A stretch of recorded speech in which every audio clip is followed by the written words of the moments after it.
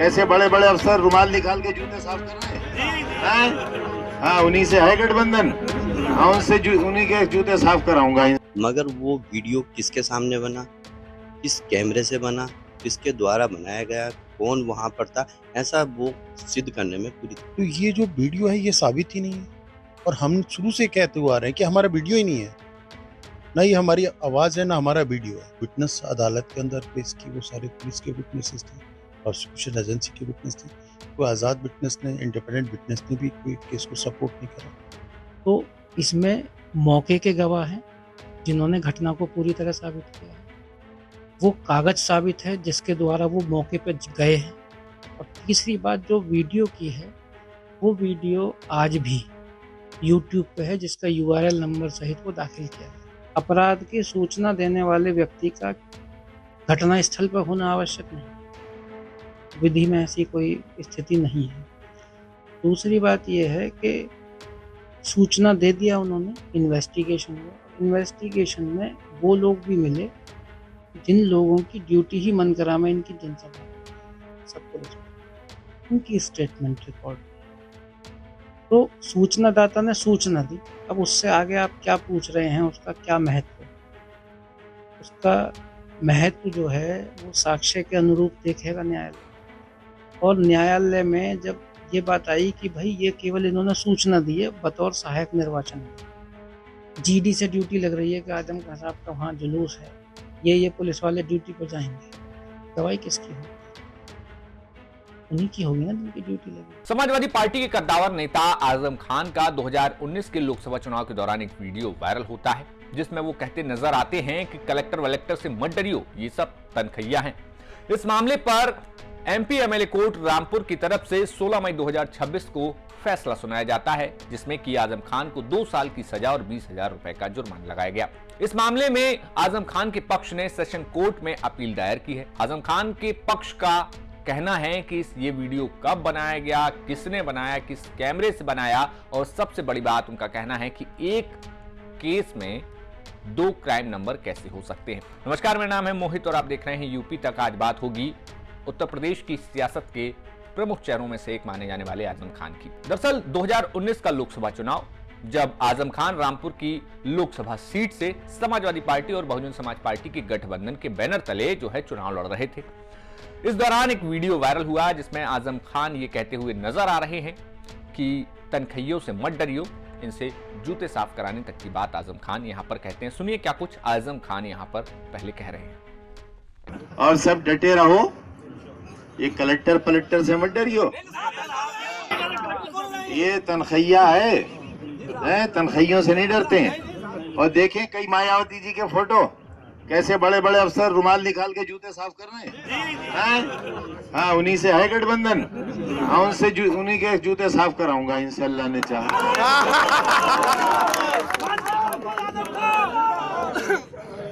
अच्छा भाई, बहुत शुक्रिया, जा रहे हैं। इस मामले में उस वक्त आचार संहिता उल्लंघन का मामला और अधिकारियों के खिलाफ अमर्यादित भाषा प्रयोग करने का मामला दर्ज किया गया था, जिसमें कि 16 मई 2026 यानी कि अभी हाल के दिनों में फैसला सुनाया गया, जिसमें MP MLA कोर्ट रामपुर ने उन्हें 2 साल की सजा और 20,000 का जुर्माना लगाया। लेकिन अब आजम खान का जो पक्ष है, यानी कि उनकी जो वकील हैं, जिसमें कि मुरसलीन और विनोद शर्मा, उन्होंने ये कहा है कि इसमें तमाम खामियां हैं। उन्होंने कहा कि आखिर ये वीडियो किस व्यक्ति ने सामने बनाया गया, कौन वहां पर ये वीडियो बना रहा था, किस कैमरे का प्रयोग किया, ये तमाम सवाल वो उठा रहे हैं। सुनिए क्या कुछ जो है आजम खान के वकील मुस्लिम कह रहे हैं। ऐसा वीडियो प्रोसिक्यूशन के द्वारा जो है माननीय न्यायालय के अंदर दाखिल किया गया था, मगर वो वीडियो किसके सामने बना, किस कैमरे से बना, किसके द्वारा बनाया गया, कौन वहां पर था, ऐसा वो सिद्ध करने में पूरी तरीके से विफल रही प्रोसिक्यूशन। तो इसलिए ये डाउट है कि वीडियो ओरिजिनल है भी या नहीं। तो ये कह देना कि एक वीडियो मौजूद है तो अब उसकी वीडियो की क्या वैल्यू है, जो प्रूव ही नहीं है वीडियो, तो हम नहीं कह सकते कि कैसे आया, कैसा था, क्या था, क्योंकि कोई भी अभी इस पूरे मुकदमे में ऐसा विटनेस नहीं आया जिसने ये कहा हो कि मैंने बनाया था, मेरे सामने बना था, मेरे सामने कहा था। ऐसा कोई एविडेंस रिकॉर्ड पे नहीं। हाँ, वो कोर्ट का अपना व्यू है, कोर्ट को जैसा लगा वो कोर्ट ने अपना किया, मगर हमने उन्हीं पॉइंट्स को उठाते हुए अपील दाखिल की कि ये एक ऐसा केस है जो कि पूरी तरीके से प्रूव ही नहीं है और खुद जजमेंट के अंदर है कि ये केस प्रूव नहीं हुआ है, उसके बावजूद भी सजा हुई है। उन्हीं सारी चीज़ों को हम लोगों ने सेशन कोर्ट में उठाया और अपील दाखिल। इसके साथ ही आजम खान के वकील विनोद शर्मा ने भी कई गंभीर सवाल खड़े किए। विनोद शर्मा ने इस पूरे वीडियो को ही सिरे से खारिज कर दिया। उनका कहना है कि ये वीडियो किसी का भी हो सकता है और उन्होंने ये भी कहा कि जो अभियोजन पक्ष है उसने कोई स्वतंत्र गवाह प्रस्तुत नहीं किए, यानी कि जो गवाह थे वो सरकारी अधिकारियों को की तरफ उनका सवाल था कि कोई स्वतंत्र गवाह उनकी तरफ से प्रस्तुत नहीं किए गए। और उनका सवाल ये भी था कि एक मामले में ये 2 क्राइम नंबर कैसे हुए। इस बात की भी जानकारी हम आगे देंगे, लेकिन सुनिए क्या कुछ जो सवाल खड़े कर रहे हैं वो विनोद शर्मा यहाँ पर आजम खान की तरफ से। इसमें सजा का केस ही नहीं है, क्योंकि जो आप जिस फर्जी वीडियो की बात करते हैं, प्रोसिक्यूशन विटनेस कहते हैं कि वो मीडिया पे वायरल हुआ। अब मीडिया पे किसने वायरल करा? ये आजम खान का तो वीडियो है नहीं, किसी और का भी हो सकता है। प्रोसिक्यूशन को विदाउट रीजनेबल डाउट अपने केस को साबित करना है, वो साबित करने में नाकामयाब है। कोई आपने जो विटनेस, कोई आज़ाद विटनेस नहीं था। आपने जो विटनेस अदालत के अंदर पेश की वो सारे पुलिस के विटनेसेस थे, प्रोसिक्यूशन एजेंसी के विटनेस थे। कोई आज़ाद विटनेस ने, इंडिपेंडेंट विटनेस ने भी कोई केस को सपोर्ट नहीं करा। तो ये जो वीडियो है ये साबित ही नहीं है। और हम शुरू से कहते हुए आ रहे हैं कि हमारा वीडियो ही नहीं है, ना ही हमारी आवाज है, ना हमारा वीडियो है। आपका कहना यह है कि जो वीडियो कोर्ट में पेश किया गया है वो वीडियो है ही नहीं, हमारा नहीं है। वीडियो ये तो प्रोसिक्यूशन को साबित करना, यही तो प्रोसिक्यूशन को साबित करना। ये हमारा तो है नहीं, उसे उन्हें साबित करना है। इसमें आप बहुत जाएंगे। प्रोसिक्यूशन ने 10 विटनेसेस पेश किए हैं और उनसे अलग अलग तरह से जिरा हो गई है कि आपने कौन सी सोशल मीडिया पर, किस प्लेटफॉर्म पे आपने देखा, किसने उसे अपलोड करा, उसका URL नंबर, IP नंबर, ये सारी चीज़ें हैं। हैश वैल्यूज की क्या थी, बहुत सी चीज़ें होती हैं जो टेक्निकल चीज़ें होती हैं, जिससे आप इन सारी जो एविडेंस है उनसे आप ये बात साबित कर पाएंगे कि वीडियो है भी या नहीं है। ये अभी तक कोई प्रोसिक्यूशन का कोई विटनेस नहीं किया कि फला मीडिया पे हमने कहा। उन्होंने कहा ये ग्रुप में आया था या किसने मीडिया पे देखा था। किस मीडिया पे देखा था? सोशल प्लेटफॉर्म बहुत है, आपको मालूम है। किस सोशल प्लेटफॉर्म पे देखा वो नहीं मालूम। तो मेरी नज़र में ये जो नो एविडेंस केस था, लेकिन हमें कन्विक्शन हो गया है। हमने उस ऑर्डर के अगेंस्ट माननीय सत्र न्यायाधीश महोदय के यहाँ पे अपील फाइल कर दी है और वो जो अपील है हमारी जो कंसर्न कोर्ट है उसके अंदर ट्रांसफर की। फॉरेंसिक साइंस लेबोरेटरी है, वहाँ पे भी नहीं भेजा गया। क्यों नहीं भेजा गया? ये तनख्वाह वाला ये वीडियो, इस कंसर्न वीडियो के बाद जिसके बारे में आप बात कर रहे हैं, इसकी कोई रिपोर्ट भी नहीं है। और एक ही केस के 2 क्राइम नंबर, ये बात समझ से परे होती है। इन्वेस्टिगेशन ट्रांसफर तो कर सकते हैं, लेकिन एक केस के 2 क्राइम नंबर कैसे हो सकते हैं? पहले ये मुकदमा थाना सिविल लाइंस में रजिस्टर्ड हुआ, एक क्राइम नंबर उसे अलॉट हो गया। उसके बाद में फिर उन्होंने कहा कि साहब हमारे जुडिक्शन नहीं है, तो ट्रांसफर तो हो सकता है इन्वेस्टिगेशन, लेकिन क्राइम नंबर नहीं बदल सकता। वहाँ थाना भोट में फिर से नए सिरे से फिर पंजीकृत हुआ ये केस, और आधी से ज्यादा विवेचना थाना सिविल लाइंस द्वारा कर ली गई। फिर थाना भोट में पंजीकृत हुआ 128/2019 के नाम से वहाँ पे पंजीकृत हुआ थाना भोट में। उसके बाद सारी चीजें आपके सामने। अब जहां आजम खान के पक्ष से हमने बात की, तो दूसरी तरफ अभियोजन पक्ष के वकीलों से भी हमने आजम खान की तरफ से उठाए गए तमाम जो सवाल थे, उनके पक्ष से जो सवाल उठाए गए उन पर हमने बात की। लेकिन आजम खान के वकीलों की तरफ से जो सवाल उठाए गए, इसको लेकर हम अभियोजन पक्ष के जो वकील हैं, जिसमें कि वरिष्ठ अधिवक्ता राकेश कुमार मौर्य और स्वदेश शर्मा, इनसे भी हमने बात की कि आखिर जो सवाल उनकी तरफ से उठाए गए हैं उस पर उनका क्या कहना है, ये हमें वो बताएं, क्योंकि इस मामले में कई सारे सवाल उन्होंने खड़े किए। अब इस पूरे मसले पर राकेश कुमार मौर्य ने कहा कि तमाम सबूत बताए गए हैं और साथ ही साथ 2 FIR कैसे हुई हैं, इसकी भी उन्होंने पूरी जानकारी रखी। ये तनख्वाह वाला मैटर था पूरा, जो इन्होंने 2019 के लोकसभा चुनाव में एक गांव में एक गांव इसलिए कह रहा हूं कि बाद में खुलासा करूंगा कि गांव का नाम कैसे आया। तो एक सोशल मीडिया पर एक इनका वक्तव्य वो होता है, हाँ वायरल होता है और लोग देखते हैं। ये उस समय चुनाव का टाइम था, तो पहले चीज ये समझ लीजिए, चुनाव के समय कोई एसडीएम नहीं होता है जो चुनाव की कैपेसिटी में काम कर रहा है। डीएम नहीं होता है, वो जिला निर्वाचन अधिकारी होता है, आरओ होता है, उसके अधीन से जो एसडीएम होते हैं वो एआरओ वगैरह होते हैं। तो जिसमें वादी थे घनश्याम त्रिपाठी जी, वो एआरओ थे और तत्कालीन जिला मजिस्ट्रेट महोदय जिला निर्वाचन अधिकारी थे। और ये मॉडल कोड ऑफ कंडक्ट का वायलेशन था और आईपीसी की अन्य धाराओं का भी वायलेशन था। तो ये देखना और इसकी सूचना चुनाव आयोग को भेजना और यहाँ पर उसके संबंध में विधिसम्मत कार्रवाई लेने के लिए जिला निर्वाचन अधिकारी या सहायक जिला निर्वाचन अधिकारी स्वयं में सक्षम होते हैं कि हमें इस पे क्या कार्रवाई करनी चाहिए कि अन्य प्रत्याशियों में सही संदेश जाए कि कोई भी आदमी किसी को किसी तरीके की कोई भड़काऊ बयान या इस टाइप की बयानबाजी ना कर सके। तो इनका जो बयान था वो प्रशासन और पुलिस के प्रति जनता को भड़काने वाला था, जिसके सापेक्ष में ये अभियोग घनश्याम त्रिपाठी जी ने पंजीकृत कराया था। जहां तक 2 एफआईआर की बात है, क्योंकि जब सोशल मीडिया पे कोई चीज वायरल होती है, जब तक उसकी घटना स्थल ना पता हो, तो जहां वो देखा जा रहा है, जहां परिणाम निकल रहा है, वहां पे उन्होंने सिविल लाइंस थाने में, कलेक्ट्रेट लगता है, सारी कार्रवाई निर्वाचन के कलेक्ट्रेट से चल रही, तो उन्होंने सिविल लाइंस थाने में एक मुकदमा दर्ज कराया जो 312/19 क्राइम नंबर पे दर्ज हुआ। उसकी विवेचना सिविल लाइंस के इंस्पेक्टर ने करी और जब वो विवेचना करते करते करते करते जब पूरी तरह से वो पुख्ता हो गए, घटनास्थल ग्राम मनकरा जो थाना भोट में लगता है, तब उन्होंने पुलिस अधीक्षक महोदय से यह रिक्वेस्ट की, साहब ये थाना भोट से संबंधित है तो इसको थाना भोट पे स्थानांतरित कर दिया जाए। अब पहले क्या होता था, जब हाथ से एफआईआर कटती थी तो नील क्राइम नंबर डाल के 0/19 और धाराएं लिख लेते थे।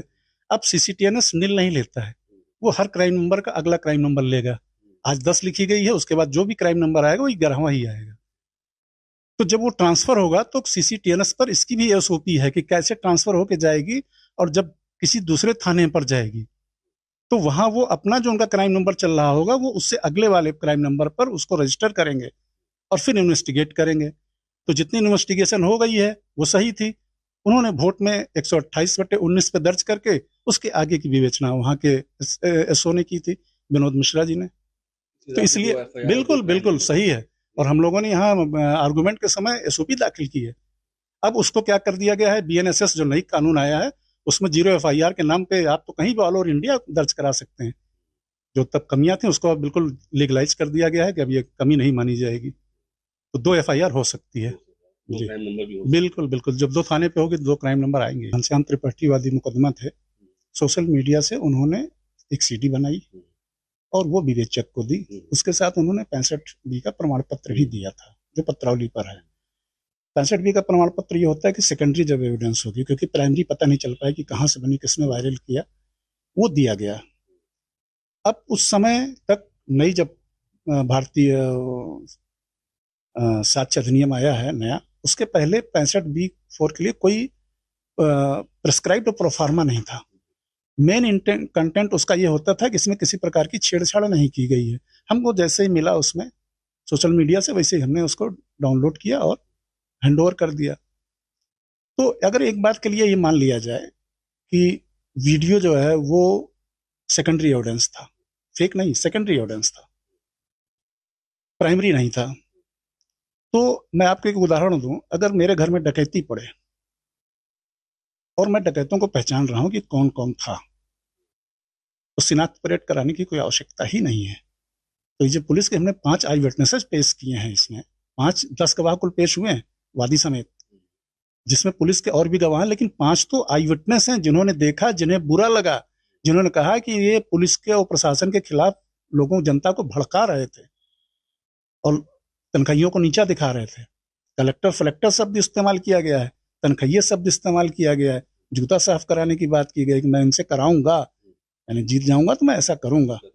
तो ये क्या है, ये जनता को पुलिस और प्रशासन के खिलाफ भड़काने की बात थी। तो इसलिए वीडियो की जहां तक बात है, हमने तो यूआरएल दी, आज भी आप उस यूआरएल पर करके देखिए तो आज भी वो मौजूद है। अगर इन्होंने नहीं कहा है तो इनको तो एक मुकदमा साइबर थाने में दर्ज कराना चाहिए था कि हमारा नहीं है। लेकिन आजम खान के वकीलों की तरफ से जो सवाल उठाया गया गवाहों को लेकर, क्योंकि स्वतंत्र गवाह न होने की बात उनकी तरफ से कही गई थी, इस पर अभियोजन पक्ष के स्वदेश शर्मा ने कहा कि जो ड्यूटी पर लोग थे वही इस पर गवाही नहीं देंगे तो और कौन देगा। इसके साथ ही साथ उन्होंने ये भी कहा कि जो लोग इस वीडियो को अगर वो फर्जी मान रहे हैं तो अब तक वो साइबर क्राइम में क्यों नहीं गए इस मामले को लेकर कि अगर ये वीडियो फर्जी है। सुनिए क्या कुछ स्वदेश शर्मा इस पर कह रहे हैं। डॉक्यूमेंट्री एविडेंस है वो है, जीडी है थाने की, जिसमें कांस्टेबल, हेड कांस्टेबल्स की ड्यूटी लगी थी आजम खां के गांव मनकरा के, जो उनकी कन्वेंसिंग थी उसमें ड्यूटी लगी थी, जहाँ पे भाषण हुआ, जहाँ पे अपराध हुआ। वो जीडी फाइल पे है। जो घटना के प्रत्यक्षदर्शी साक्षी हैं जिन्होंने अपनी आंखों से देखा है, उनके सबके बयान हुए। तो इसमें मौके के गवाह हैं जिन्होंने घटना को पूरी तरह साबित किया है। वो कागज साबित है जिसके द्वारा वो मौके पर गए हैं। और तीसरी बात जो वीडियो की है, वो वीडियो आज भी YouTube पे है, जिसका URL नंबर सहित वो दाखिल किया गया है। और मैं बहुत ही एक सरल तरीके से आपसे अगर कहूँ कि हम किसी को ये नहीं कह सकते अपराध की स्थिति में कि किन परिस्थितियों में उसने किया होगा ऐसा। लेकिन एक बात, क्योंकि आप लोग तो यहीं के लोकल होंगे, आजम खान साहब का कोई फर्जी वीडियो नहीं बना सकता मेरी समझ से। और अगर उनको अभियुक्त पक्ष को कोई दिक्कत थी, अगर ड्यूरिंग ट्रायल उनका कोई ऑब्जेक्शन ऐसा था कि उन्हें कोई चीज़ फर्जी लगती थी, तो ये उनकी दलील हो सकती है कि ये चीज़ फर्जी लग रही है। उसके लिए उन्हें कोई स्टेप जो लेना चाहिए था उनकी तरफ से नहीं लिया गया। तो आज कन्विक्शन होने पे जो मौके के गवाह हैं, उन्होंने देखा है गवाही देते हुए, उनकी जीडी कट के वो मौके पे पहुंचे हैं। ये सारी चीज़ें फाइल पर होने के बाद अगर हम आज ये कहें कि साहब वीडियो फर्जी, ये फर्जी, ये दलील हो सकती है। सबसे इम्पोर्टेंट बात, आजम खां का जब, जो इसमें एक्यूज हैं, उनका जब 313 CRPC का स्टेटमेंट रिकॉर्ड हुआ तो उन्होंने इसको फर्जी नहीं कहा। तो अगर जो एक्यूज हैं मुकदमे के, वो उस वीडियो को फेक नहीं बता रहे हैं, तो अगर मान लीजिए मैं ही लॉयर होऊंगा एक्यूज का और मैं ये बात कहता हूँ कि ये फेक है, तो ये मेरी दलील हो सकती है। फाइल की कोई चीज़ आए फाइल पे कि भाई किसी पुलिसकर्मी की कोई रंजिश थी, या आजम खान मौके पे ही नहीं थे, तो ऐसी कोई स्थिति फाइल पे है ही नहीं। और सारे गवाहों का पुलिस वाला होना, अब आप ये बताइए कि जब इलेक्शन चल रहा है, जीडी से ड्यूटी लग रही है कि आजम खान साहब का वहाँ जुलूस है, ये पुलिस वाले ड्यूटी पर जाएंगे, गवाही किसकी होगी? उन्हीं की होगी ना जिनकी ड्यूटी लगी है। उनकी तो होगी और उनकी ड्यूटी लग के गई है, उनका चार्ट मौजूद है, तो इसमें प्रॉब्लम कहाँ है? तो ऐसा नहीं कहा जा सकता कि सारे गवाह पुलिस वाले हैं तो उसको माना ही ना जाएगा। इसलिए ऐसी कोई स्थिति नहीं है। जैसा ही कहा जा रहा है कि पुलिस वाले हैं, झूठा कौन फंसाएगा? और दूसरा, ये मॉडल कोड ऑफ कंडक्ट का वायलेशन है। इससे पहले आजम खां कर चुके हैं। एक बार उन्हें 48 घंटे के लिए बैन किया गया, वो डॉक्यूमेंट फाइल पे है। एक बार 72 घंटे के लिए बैन किया गया, वो डॉक्यूमेंट फाइल पे है। उन्होंने लिखित में चुनाव आयोग से माफ़ी मांगी, वो फाइल पे है। माफ़ी मांगने के बाद फिर ऑफेंस कर दिया उन्होंने, वो भी फाइल पे है। तो कोई फेक चीज़ कैसे आएगी?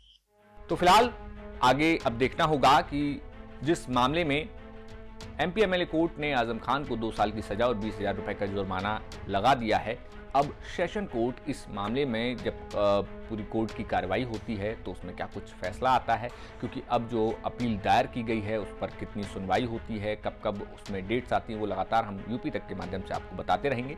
ये खबर भेजी थी हमारे सहयोगी आमिर खान ने रामपुर से। आप देखते रहिए यूपी तक। शुक्रिया।